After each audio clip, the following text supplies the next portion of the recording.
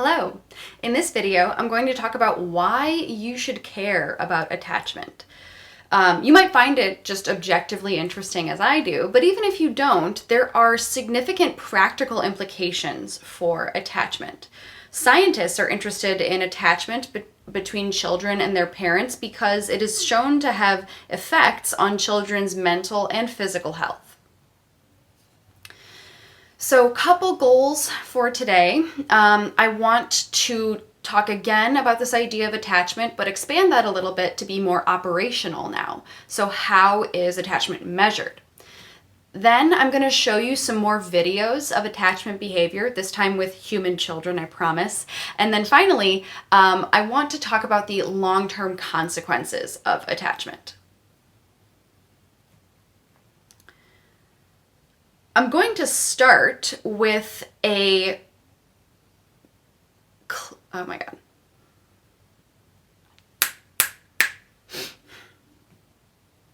going to start with a clip from a lab that has actually done a lot of attachment research. I think this is a really interesting study, and it shows you an example of what we call secure attachment. So please watch this clip, and then I'll talk about I'll expand on some of the ideas you see after it's over. John Bowlby was a British psychologist, and he became extremely interested in child-mother separation during the bombing of London. The bombing of London, a lot of parents sent their kids to the safety of the countryside. And the kids were with safe people, they were well cared for, they were well fed, but they still had a very negative response to the separation from their mothers.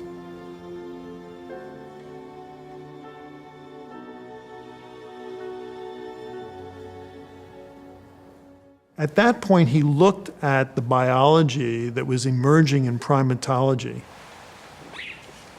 A monkey infant gets almost all its nutrition in the first 2 or 3 months of life from its mother, from lactation.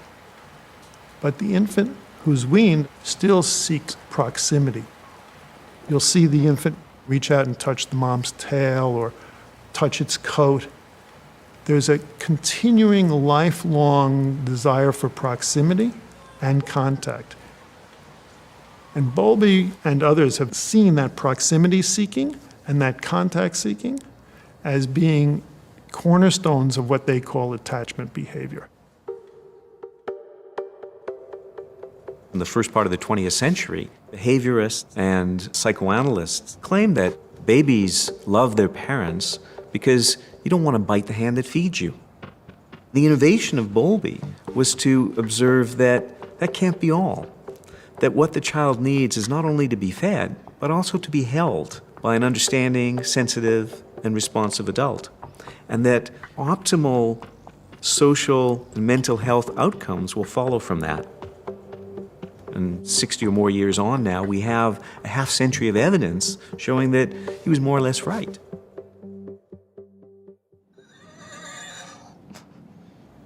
Our program at the Center for Babies, Toddlers, and Families is really based on the theories of John Bowlby, with the idea that we really need to help parents and children form a secure attachment. So oftentimes, families are referred to us when the parents have had very difficult childhoods themselves and are really struggling in this role of being a parent. Like I said, I never had a mommy. I was never taught how to take care of anybody or myself, so it was like very hard. Like I wouldn't have patience, like the crying, like I would, scream at her and stuff like that, And for many parents who really were neglected as children, hearing a baby cry triggers in them their own feelings of that unrelenting crying that they did.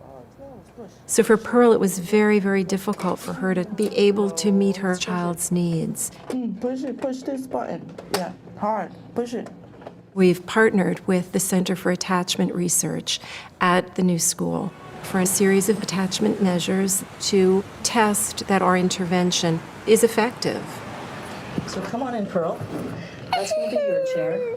So just put her down and let her have a go at whatever she wants to do in here. Okay.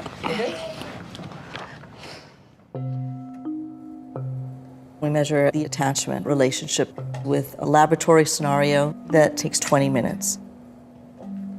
The critical point is where the mother gets a cue to leave the room. Bye, baby girl. See you later.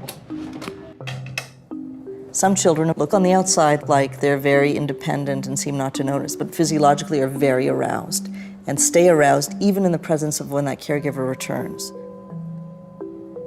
By contrast, the securely attached child often notices, cries when the caregiver leaves, and when the caregiver comes back, easily turns to the caregiver and looks to the caregiver to be comforted, and then they can get back to some kind of homeostasis. Okay, you play with them. We think this response is one of the hallmarks of mental health. No. What is so interesting about childhood development is that we know a lot about the long-term, lifelong consequences of early life adversity, ranging from psychological effects like substance abuse and depression, but also biological consequences like increased incidence of cardiovascular disease, diabetes, and a whole host of other physical ailments. One of the things we know that can lead down the path towards cardiovascular disease is chronic inflammation.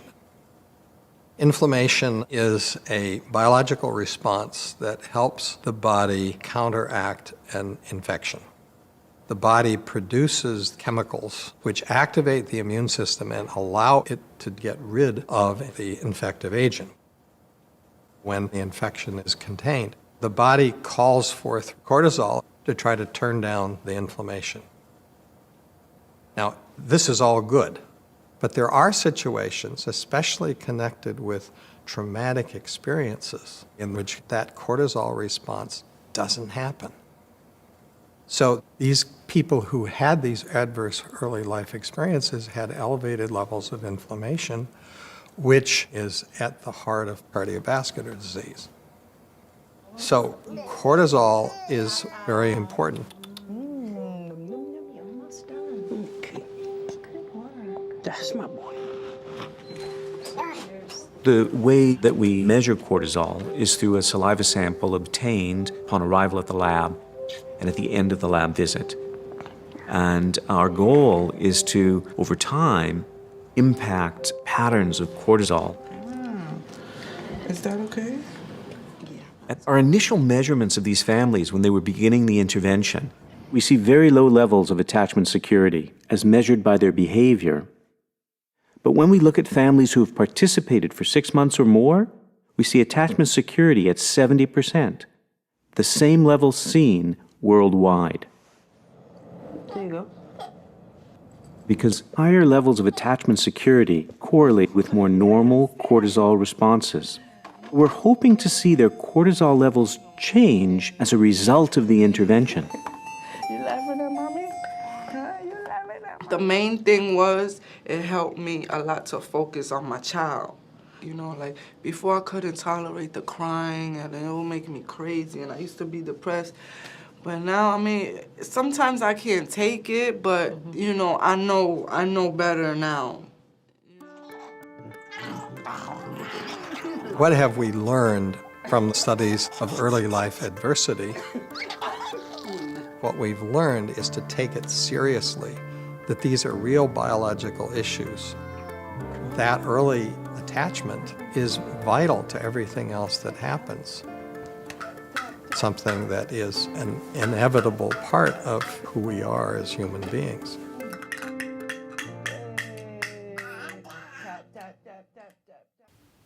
Okay, so we saw from that video a couple of important things. First, early life adversity or early life difficulty, this time characterized in difficulties with attachment, is related to later issues with both physical and mental health. So, researchers believe that secure attachment with a caretaker may be protective against some of those later health issues. So, this is an intervention that we can use to maybe protect against future harm. If we can improve attachment between children and their parents, maybe we can protect them from these negative consequences of early childhood adversity. I also want to connect this to two issues in development that are going to come up again throughout this lecture. First is the importance of early or later experience, right? Which one is more important, early experience or later experience? As is almost always the case in this course, it's not really a clear-cut either-or situation. It is somewhere in the middle, right? They're both important. However, there is a lot of work showing that early life experiences are actually quite important in determining some of these lifelong outcomes. That is not to say, very emphatically, that is not to say that attachment is fate, right? So if you don't have a good relationship with a caretaker early on in life, does that doom a child to a life that is filled with physical and mental health consequences? No, not necessarily. There are some things that can intervene in that child's life later on and maintain their physical and mental well-being. A lot of the work on psychological resilience has shown that high-quality, caring connections with adults outside of a child's family can be really protective in building resilience when children do have these more turbulent relationships in their home life. So a caring parent, if a caring parent is not in the picture, something like a caring teacher or a coach, someone like that can be a really big influence in a child's life. The other issue that shows up here is continuity or discontinuity, right? So here we're looking at what is the continuity of attachment throughout the lifestyle. If a child has good attachment bonds with their caretaker early on in life, does that continue throughout the rest of their life so that when they are adults, they tend to have good bonds with their romantic partners and their friends? Or is there in some sense discontinuity in that attachment styles or attachment bonds can change over time? As you'll see from the rest of this presentation, the answer is, again, it's a little bit of both. There's some measures that are continuous in some ways, but again, that does not mean in any way, shape, or form that attachment is set in stone. So let's first take this idea of continuity. How does attachment style have continuous or long-lasting effects after a child is no longer an infant?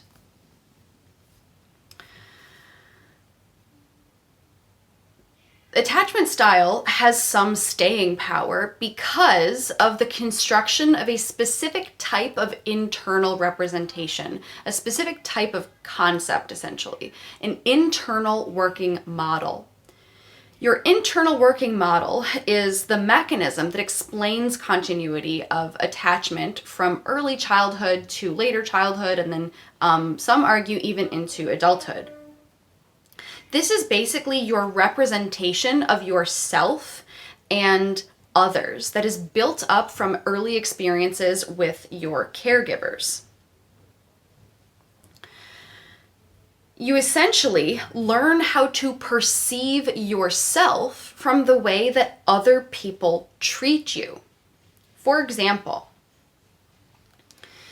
you might learn about whether or not you as an individual have value, whether or not your needs are important. In a hypothetical situation, babies certainly do not reason in this way, but you might imagine the reasoning goes like this. When I cry, I have some needs. I need food, I need my diaper changed, whatever. I have some needs, and my caretaker responds when I cry. Every time I cry, they are there for me, they help me. That means, oh, well, my needs must be important. I must have value. I must be important. right? So you learn from the way other people interact with you what kind of whether or not you have value as a person, and whether or not your needs matter to other people.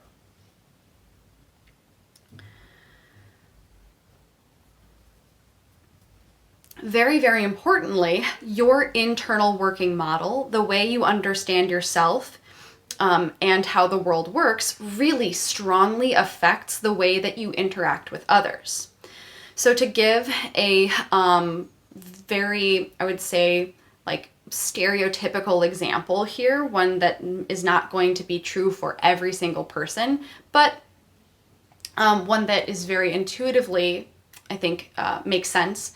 Imagine a different child who learns from their early interactions with caregivers that they don't have value, they don't matter, right? When this child cries, the caretaker doesn't attend to their needs for whatever reason.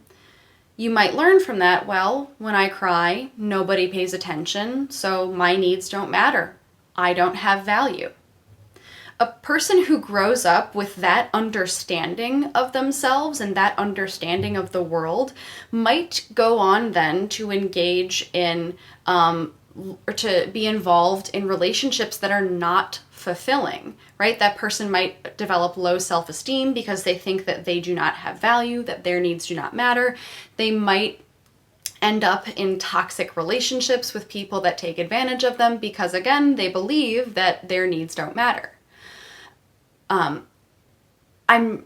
In giving this example, I don't want to assert that every person that's ever been in a toxic or abusive relationship has this previous experience as an infant. That's not true.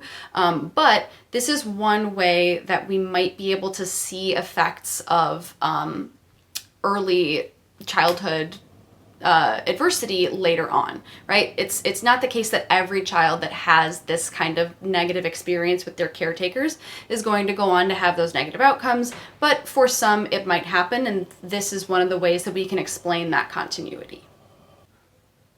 Okay, so I mentioned at the beginning of this video that we would talk about how to operationalize attachment. So how do we actually measure it? What does it look like? How do we know who is well attached or less well attached?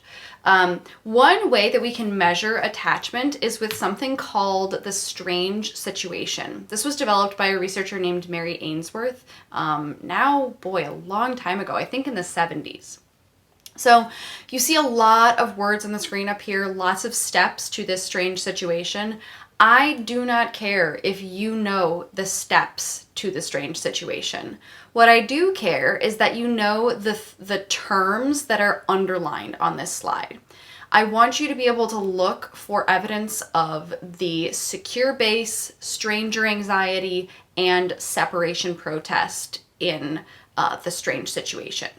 So with that said, let me take you broadly through what goes on in the strange situation. The first thing that's going to happen is the parent sits nearby in the experiment room while the child plays with toys provided by the researchers. Here, researchers are watching for the behavior of the child. Specifically, they're watching to see if the child is a secure base, right? So does the child feel like they're in a safe place so they can feel secure just to explore their environment, check out all the different kinds of toys, and then maybe come back to check in with the parent. This is environmentally adaptive because it allows you to explore your environment, to learn about your environment without being in danger, right? You want to make sure that you're safe, but once you know that you're safe, it's helpful to be able to see what's out there. Next, a stranger enters the room and attempts to play with the child. Here, what we're looking for is whether or not the child shows stranger anxiety. This is something else that is also evolutionarily adaptive, right? If you are a child, little teeny tiny baby, can't protect yourself, you probably should be afraid of strangers. right? You should be afraid of people that haven't cared for you before because you don't know what they're all about. You don't know if they mean you well or if they mean you harm. So that's normal. Next, the parent leaves and the child is left with the stranger. So here we are looking to see if the child shows separation protest or separation anxiety. This, again, is super, super normal and evolutionarily adaptive. You should want to be close to the person that cares for you, right? That is something that'll help you stay alive. So it's normal to show separation protest at this stage. Then the parent returns, the stranger leaves, and the mother attempts to comfort the child. Here, we're basically looking to see if the child is actually soothed by the mother's return. And I'm just noticing now that you see the words parent and mother used interchangeably in this slide. I had intended to change all of these to the word parent, but I think I must have missed that because a lot of this research was traditionally done with mothers. That's one of the weaknesses of this research that I'll talk about later. But just for now, please ignore all of the changes. And for each time you see mother, just insert the word caretaker or parent, right? So then what happens is the caretaker leaves and the child is left alone. Again, we're looking for separation protest. Then the stranger enters and tries to comfort the child if necessary. We're looking for stranger anxiety. And finally, the parent returns and the stranger leaves and the parent attempts to comfort the child. In the video that you just watched, the child was securely attached to her mother, right? The parent was a secure base. The child showed separation protest, super normal, securely attached baby.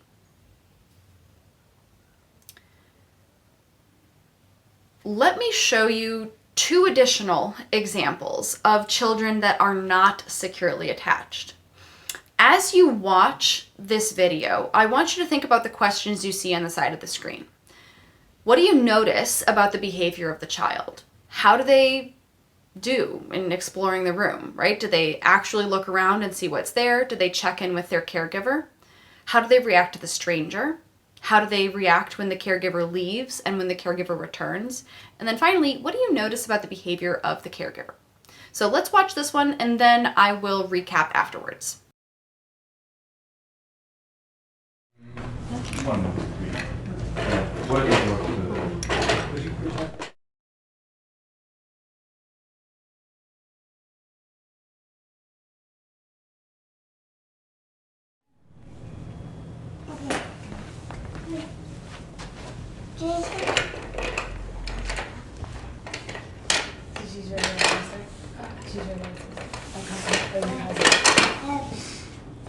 You know how to play? No? Yeah. Let's play with the car. Can you look?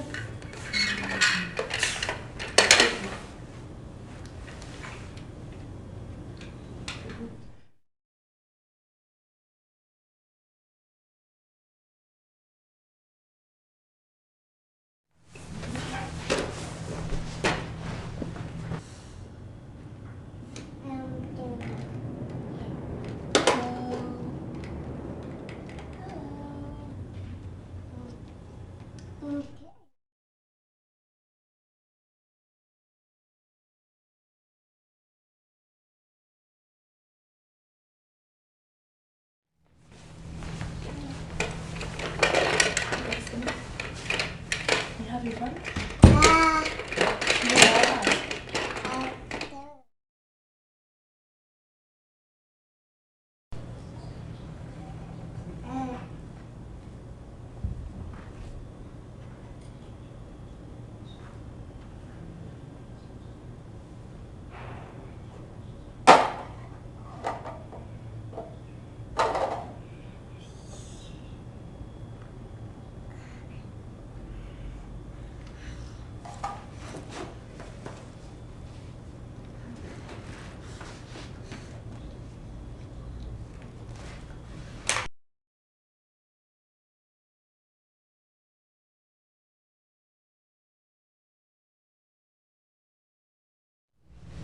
Destiny. Good.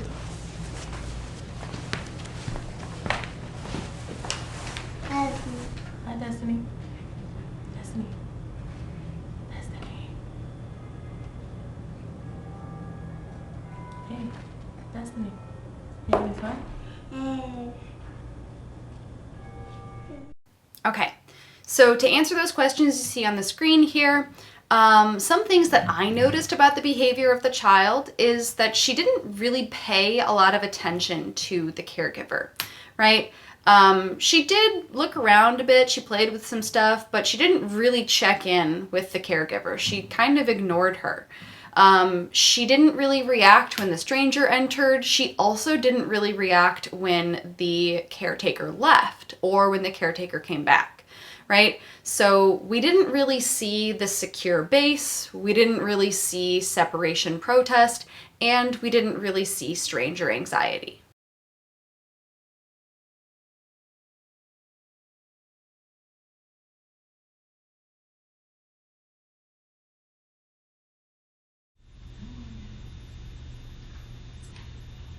And telephone? Telephone?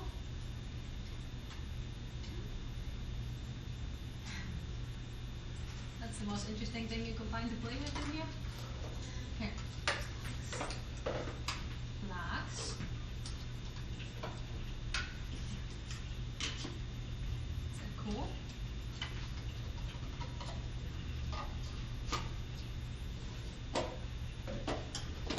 You do it.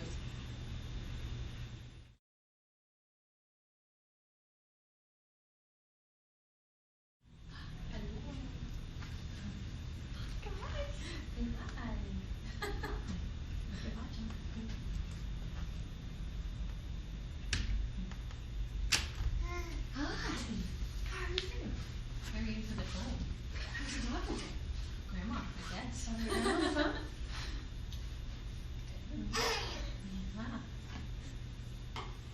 That's the biggest thing on the hip parade in here. Yeah, well, yeah. He doesn't know from a phone like that. Everything is cordless. Exactly. Like, what is it? But I guess he figured it out. Yeah, absolutely.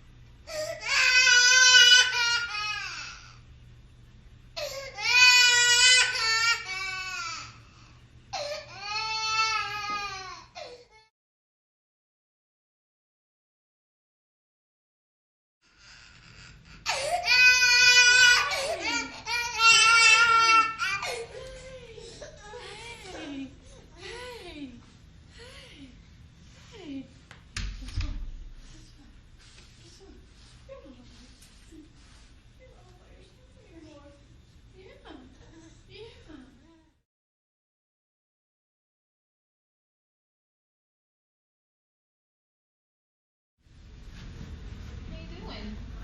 What's up, little man?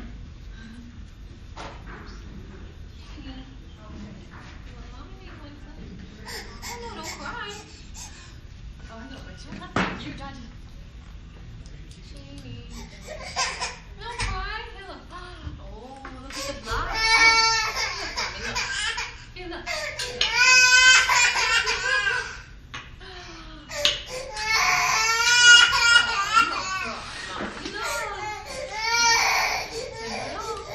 Say hello. Hello. Yes. What's the matter? Come here. Don't cry. Come here. Come here.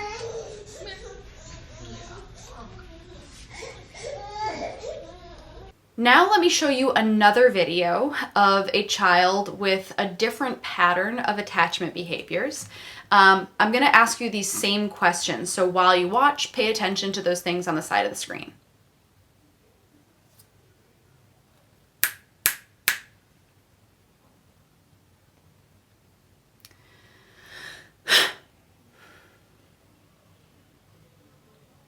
Okay, so in this video, the behavior was quite different, right?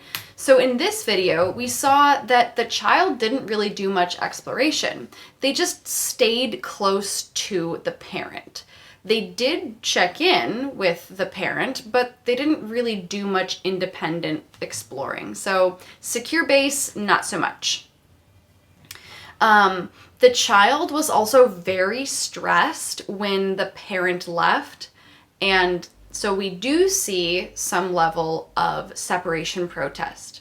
However, importantly, when the caretaker came back and tried to comfort the child, it didn't really work, right? The child kept crying, and it took a long time for him to calm down after the parent came back. She actually tried to reinterest him in toys, right? So he cried a lot when the caretaker left and then found it difficult to calm down even when she was back. So it didn't seem like he took a lot of comfort from her return, even though he was upset when she left.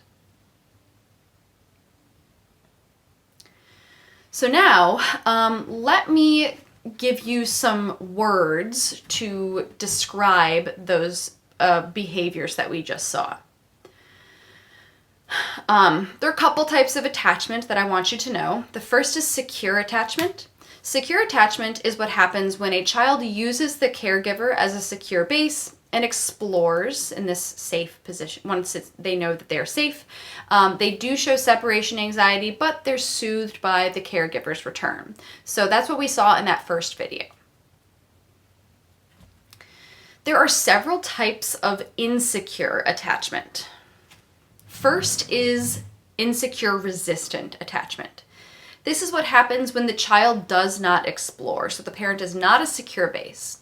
They show separation anxiety and they are not soothed by the caregiver's return. So this is what we saw in the third example, the one that we just watched. Next, we have insecure avoidant attachment. This is what happens when a child shows little separation anxiety, little stranger anxiety as we saw as well, and very little reaction to the caregiver's return. They're just kind of neutral. They don't show any reaction at all. This was what we saw in the second video. And then finally, we have a fourth category of attachment called disorganized. This is what happens when a child shows a sort of confused approach to the caregiver. Like sometimes they look insecure resistant, sometimes they look insecure avoidant, maybe even sometimes they look secure. They don't really fit neatly into those other categories. Most North American children are securely attached, about 60%. About 10 to 15% are resistant, 10 to 15% are avoidant, and about 5 to 10% are disorganized. As I'll talk about later on in this lecture video, there are some problems with this classification system, and frankly, one of the problems is the same problem you always get whenever you categorize stuff. Human beings are messy, and we don't fit nicely into neat little boxes. So we have this kind of catch-all category, disorganized, that is intended to capture everyone that doesn't fit into the other categories. That is not my personal preferred approach to describing human behavior. I generally believe that continuums are much more useful when describing human behavior, but the traditional way that we talk about attachment is with these categories, so that's why I'm teaching them to you. All right, so what contributes to attachment? This is going to connect to the nature and nurture issue. How much of attachment is genetic and how much of it is due to your environment? Research shows that it is largely determined by your environment, so nurture, specifically by the sensitivity of your caregiver. One line of research that supports this is that adopted infants who have no genetic connection to their caregivers at all are more likely to be securely attached if their caregivers are sensitive, responsive, and emotionally available to them. So with that in mind, let me talk about some of the typical sensitivities that you see among caregivers for the different attachment styles. For children that have insecure, resistant attachment, the caregivers tend to be unpredictable. So sometimes when the child cries, the caregiver is responsive and sensitive to those needs, but sometimes not. When we see it this way, the child's display of distress, helplessness, anger maybe, or not being comforted toward the caregiver on reunion is actually a strategy for maintaining that caregiver's availability, right? Essentially what the child is trying to do is they're trying to take control of the situation by crying and hoping that the caregiver will respond to them. If your needs are only met on an unpredictable schedule and you're a child, you don't have a lot of agency yet, you don't have a lot of control that you can exert over the situation, really the only thing that you can control is crying, right? Maybe by commanding so much attention, by crying a lot and showing the caregiver, hey, I really, really, really need you, you might get them to help you this time. Right? So this attachment style is a strategy. The caregiver sensitivity for avoidant children is very different. Avoidant children tend to have caregivers who rebuff or avoid attachment behavior, and the child's needs are frequently not met. So a not very sensitive, a not very emotionally available caregiver. In this situation, children have learned that the caregiver doesn't meet their needs, so you might as well just stop trying to get those needs met, right? Crying doesn't make a difference. So if the caregiver doesn't respond to you, you just don't engage with them at all. And finally, disorganized children are often with caregivers that suffer from some kind of severe mental illness or substance use disorder. These children with disorganized attachments may also appear in relationships that have child maltreatment or child abuse. I want to be super clear. Just because a child shows this disorganized attachment style does not mean, yes, for sure, there is abuse or maltreatment. It is possible, but not for sure. Okay.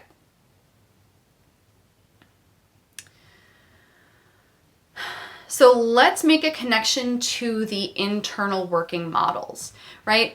Remember, children construct internal working models, their understanding of themselves and the world around them, using their interactions with their caregivers. And the internal working models of children with different attachment styles are different from one another. A child who has secure attachment has a sensitive caregiver. In other words, their needs are often met in a timely fashion. So, in a child with secure attachment's mind, their needs are known, their needs are met by sensitive caregivers. This means the child learns, oh, I have value and I feel free to express my feelings because I know my feelings will be heard and validated, and I know that I can safely explore my environment. For a resistant child, the needs may or may not be met. Right? You might learn from this, oh, well, my needs are not particularly important, so so that will affect your social relationships later in life. If you determine that your needs are not important, you're going to try to control the situation as much as possible to try to get those needs met. And then finally, avoidant children, their needs are often not met. So because they don't have any experience or very little experience with their needs being supported, they again are going to learn that their needs don't have value, so they need to do that stuff themselves. They need to try to become independent. Okay, so I hope you can see from the beginning part of this presentation that secure attachment has some, oh my god.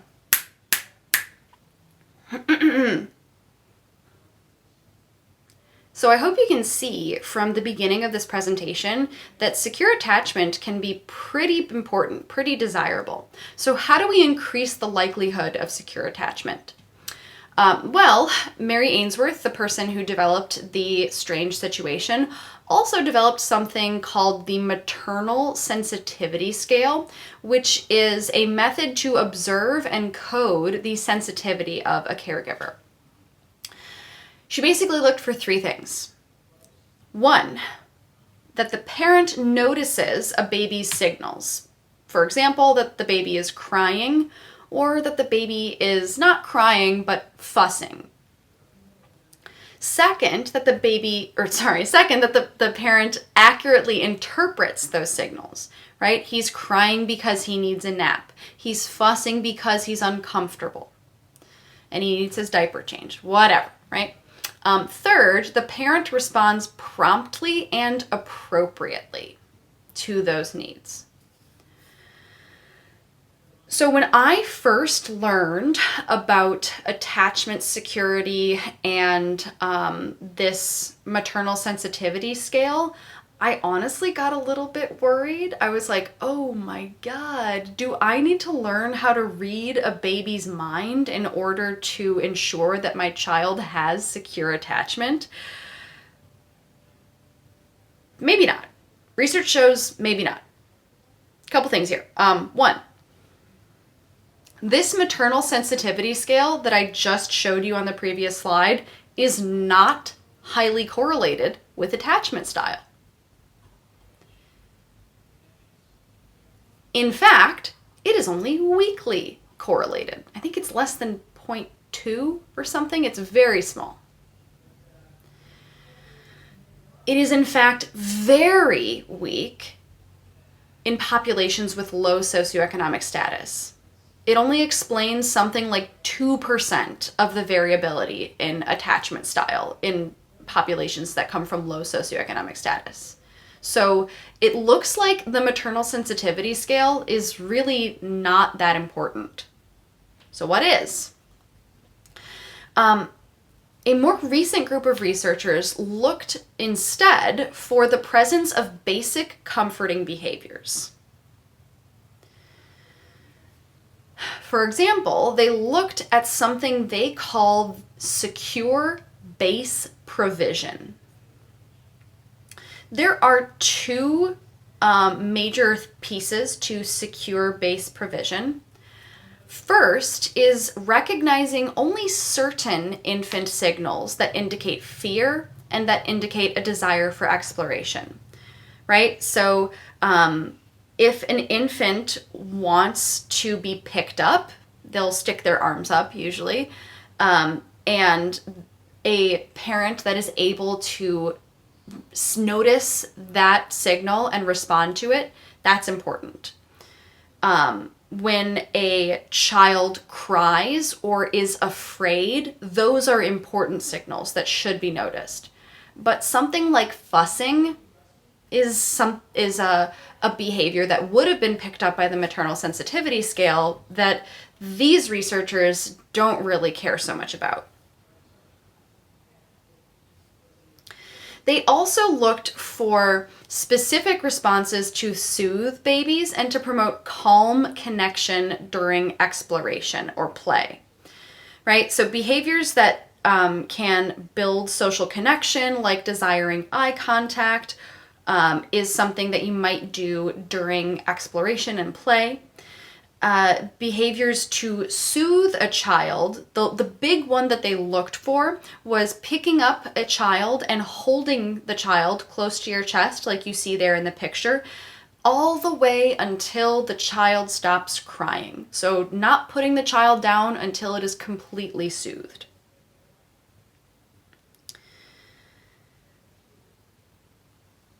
So let me share the findings from this research.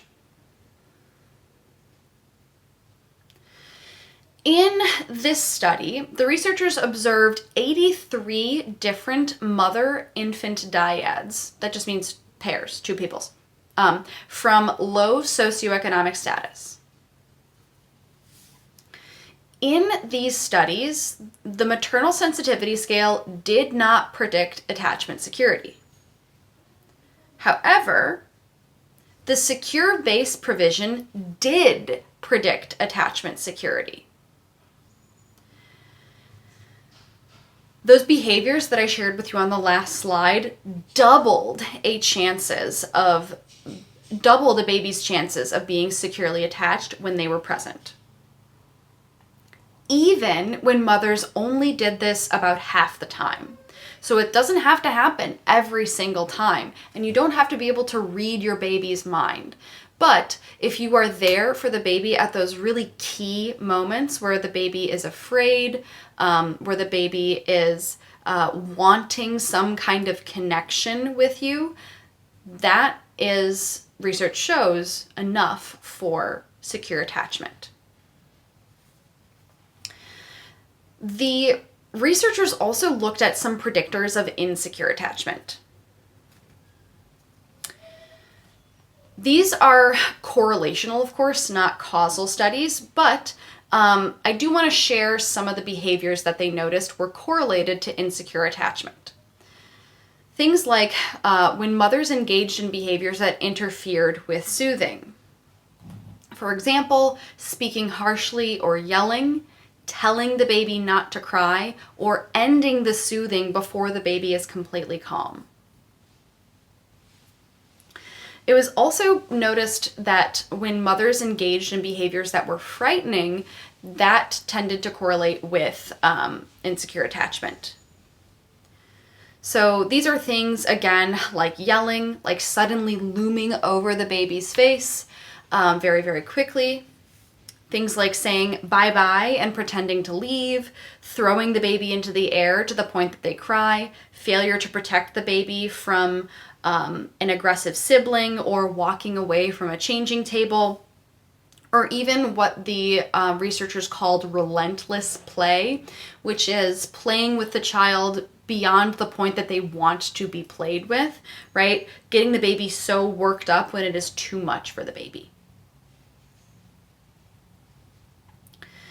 These behaviors are connected to insecure attachment even when the baby wasn't distressed. So if the baby is calm and there's nothing really going on, these behaviors are still problematic.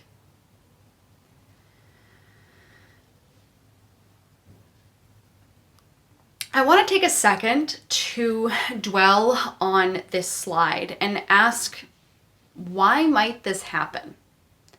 Why do you think parents might behave this way?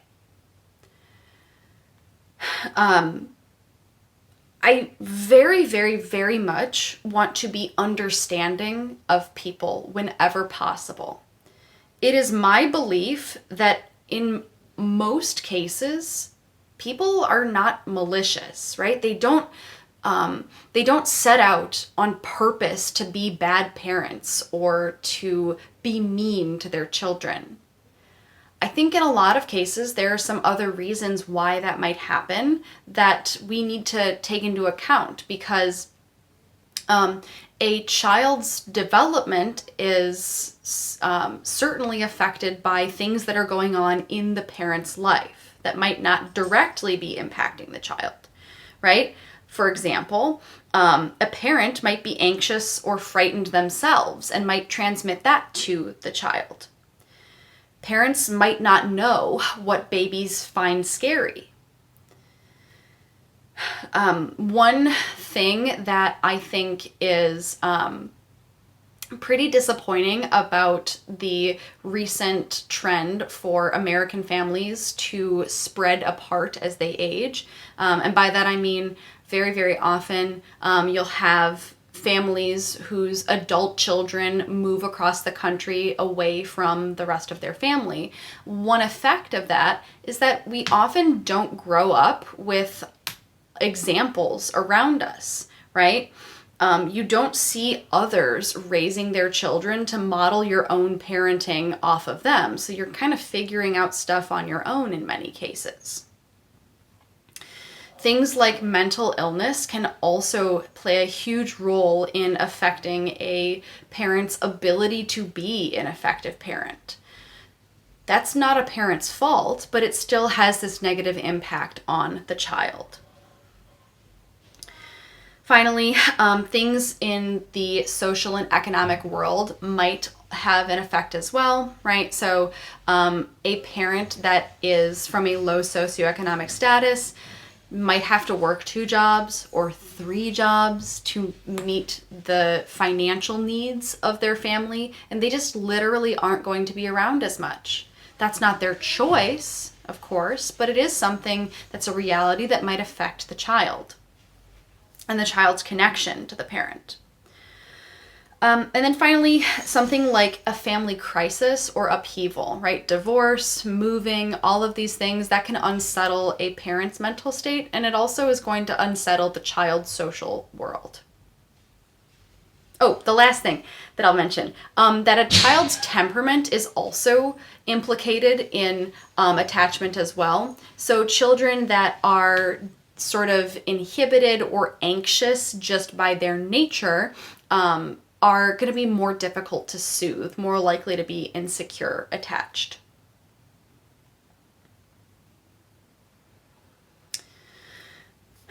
So finally, let me talk about some cultural differences. This is another weakness of the strange situation. It was developed with a very non-representative sample of infants. Specifically, the original sample was American middle-class Caucasian home-reared infants and their mothers. That means children that were raised at home, not in a daycare. They were all middle class and white. As you are surely aware, that's not representative of the entire rest of the US or the rest of the world. So infants from different cultures may perceive the strange situation differently. I'll just give you one example. Japanese infants are very rarely separated from their mothers, and Japanese culture on the whole doesn't really value independence. Very different from American culture, right? We love independence. That's our whole thing. So if a Japanese infant does not explore when the parent is present, that doesn't necessarily mean that they're insecurely attached. It could just mean that they're Japanese. Finally, I want to end with the idea that attachment is not fate, right? Remember, we started with this idea of the early and later experience issue, the continuity-discontinuity issue. Attachment relationships can change over time, right? They can change within a single relationship if a caregiver adopts a different approach with a child. You can also have different attachment styles or different attachment bonds with different people in your life. So just because you are securely attached to one parent, you can be insecurely attached to another parent or to a grandparent or something, right? And I will state this explicitly. Attachment in childhood affects later development, but it does not determine later development, and it does not determine adult attachment. Finally, correlation does not imply causation, right? Just because we see this relationship between positive childhood or adult outcomes and secure attachment, that doesn't mean that secure attachment caused those good outcomes. You know, it's also possible that good caregivers stay good caregivers. And if you're a good caregiver when a child is an infant, you're going to have some positive effects on that child's development then, and you're probably still going to be a good caregiver when that child is a teenager.